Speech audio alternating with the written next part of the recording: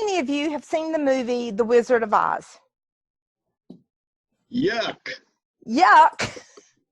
You know, at the end of the movie, Dorothy is standing there. There's no place like home. There's no place like home. There's no place like home, as she clicks her heels together 3 times.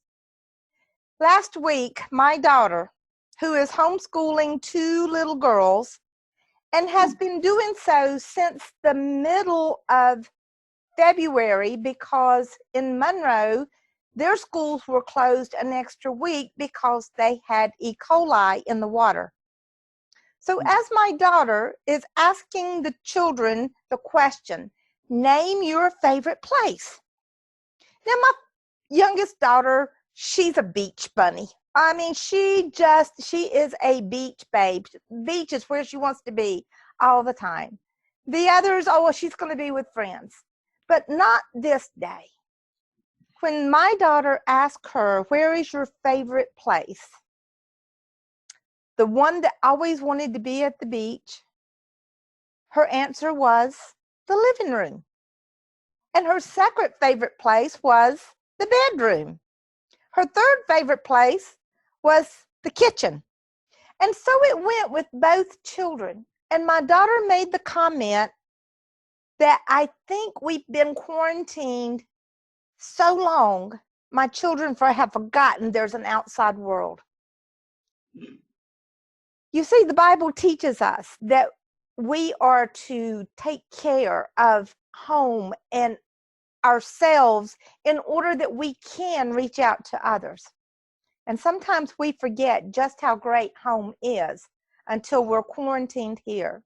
I dare say most of us have done something, just like Miss Joy told us earlier. She has upgraded her background.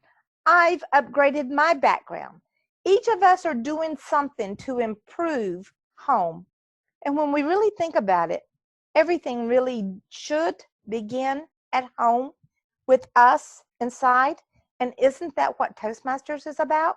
Improving the internal landscape of our mind and our techniques. So tonight, thank you for being here, even at home. But I had a friend of mine who was given a parrot. And he didn't particularly like birds, and he really didn't like this parrot because this parrot happened to have been raised in a bordello. And because the parrot was raised in a bordello, the language that this parrot used was somewhat on the racy side, to say the least. Every time he'd have friends over, the parrot would always come out with some word or some saying or some lewd comment that just frightened him to death, and his friends didn't know what to think about him having a parrot that would talk like this. So he decided he's going to retrain the parrot. So he tried to cajole the parrot into saying things very nicely. He tried to give it additional words to say. He even tried to punish it when he said the bad words. Nothing seemed to help get this parrot to the point of where the parrot would be nice in his speech. Finally, one afternoon, he was talking with the parrot, and the parrot was talking some stuff back to him, not using very nice language once again. And my friend, he just got so furious that he grabbed that parrot by the throat and slung that parrot into the freezer in the refrigerator. He just stood there for a minute, and all he could hear from behind the freezer door was squawking and banging and knocking. And he knew that parrot was trying to get out, but the parrot kept mouthing all these bad words. So he just stood there and let it go. Well, all of a sudden, everything got very, very quiet. Nothing was said. No sound was coming out of the freezer. My friend said, "Oh, Lordy, maybe I've killed him. Maybe I froze him to death." So he opens up the freezer door, and there stands the parrot. And he reaches out his hand. The parrot walks out on his arm, and the parrot says, "I am so sorry for the way that I have acted. I can assure you that if you will give me a second chance, I will be a very nice parrot, and I will talk in plain English language. And you do not have to worry about any more of the cuss words or any of the other words that I have used in the past." And my friend stood there and looked at him for a minute, and then the parrot looked at him and says, What in the world did the chicken do? What did the chicken do? I'm a What little. did the chicken do? Frozen chicken. But he. Oh.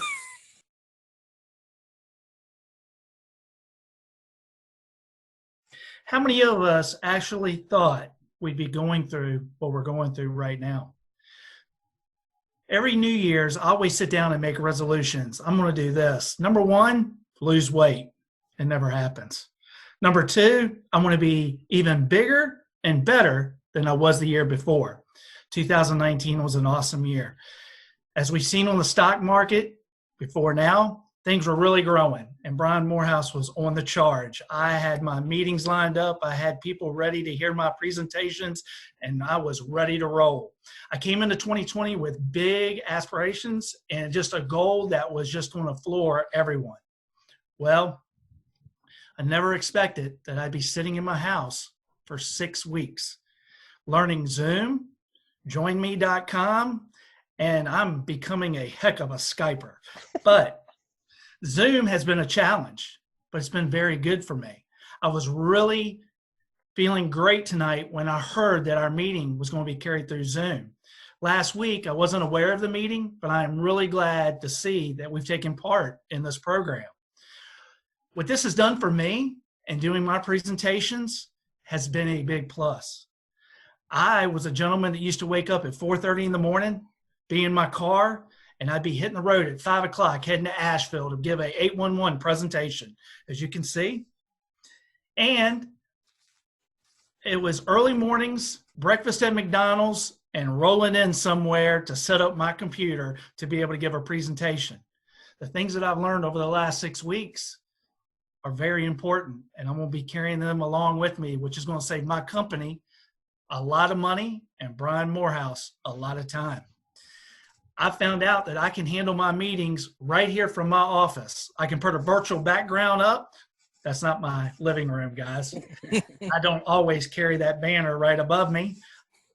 I know now that I can be able to give presentations without having to be there. A lot of people are going around and they're talking about 2020, how bad things are. We're right. Things are pretty bad, things that we're not used to. But I believe that each and every one of us is learning something from this. I don't know when the doors are going to open back up and when we're all going to be able to meet together again. And I know it'll be just around the corner. Things are changing more and more each day. My boss called me up the other day and she said, Brian, I need you to take this marketing equipment, get it down to the post office and get it in this gentleman's hands. Easy task. No problem. I jumped in the car because it was a pleasure to get out of the house. I get to the post office. I got my little facial mask. I walk in. I kept my 6 feet apart like you do at the grocery store. And to be honest with you, I felt like I was in a dirty atmosphere. I had to sign a note on the box for return address. As I did that, I had to use a pen that everyone else had used. I didn't have no gloves on, and I'm thinking to myself, ooh, got my facial mask on. I'm 6 feet apart. I'm trying to do everything I can to keep myself healthy. Just never felt so dirty before like that. I came home, and I rushed in the house, and I told Audra, I said, Audra, I have never went into some place like a post office and felt like I can't touch anything. It just really makes us all think now. When we go into Walmart, what's the first thing we all do? We wipe down that basket. Asked me that 6 months ago. I said, man, I never catch a cold. I'm rolling right on through here. I'm only in here to get beer and milk. Well, I now make sure that I wipe everything down. Make sure I wash my hands. I always wash my hands, but I really take that extra 15 seconds to be able to make sure that I'm doing a good job. Many people don't know people with this virus. I happen to know 9, and I happen to know one person that died from it. None of them are local. All of them are out of state. And being with NASCAR, you know, we've got friends in New York, Delaware, Florida, all the way out to California. But this virus is affecting everybody in some way. I know it slowed our pace down. It may have hurt our stock market. It is probably hurting a lot of people's pocketbooks and bank accounts. We will manage. We will get over it. We will build from it. And I guarantee you, all of us are going to come out of this looking just a little bit different than we did 6 months ago. I don't have a problem going into the grocery store nowadays with my Bonnie and Clyde mask on, maybe even carrying a little bit of rubber gloves. And sometimes people will look at you and be like, he's overboard. Maybe I am. There are 6 people that, as I said, have got this. 9 altogether, 3 have recuperated, and as I said, 1 death. It really makes me, as a person, stop and think about how lucky we are. This weekend was Easter weekend. First weekend in many a year that I didn't get to rush home, jump off of a plane, and run to a family dinner. It was spent at home with the family that I have here in North Carolina. Audra, the 2 kids, I'm not going to complain about it. Had just as good of a time. Did I miss my mother? I'm the mama's boy right here. Call my mom 3 times a day. A lot of things that I believe we're all going to take from this virus, and we're going to move on with it and move on with as a nation. There is no such thing as a race, a male or female. We're all in this together, and we're all going to beat it. We're all going to come out of it, but we all got to stick together and do what is asked of us. I, like everyone else, hopes we're going to come out of this in a couple of weeks. My work has made me cancel all of my meetings through June the 1st. I don't know what they know, but I have to listen to them. I'm getting caught up on a lot of paperwork, doing a lot of computer technology, and I'm learning a lot of new stuff out of all this. I can't wait until we can all get together again, but I am tonight very grateful that we have Zoom so we can all stay in touch. Thank you.